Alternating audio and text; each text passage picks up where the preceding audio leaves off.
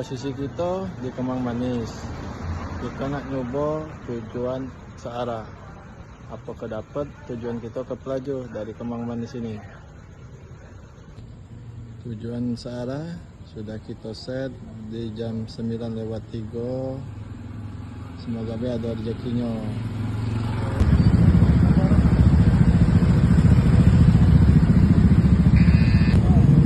Alhamdulillah Lur, tujuan searah kita dapat dari Mahkota Awards ke Lorong Pelaju.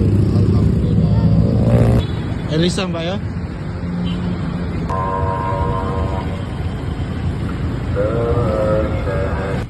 Orderannya selesai. Kita mati dulu karena kita nak balik. Ongkosnya 18.400.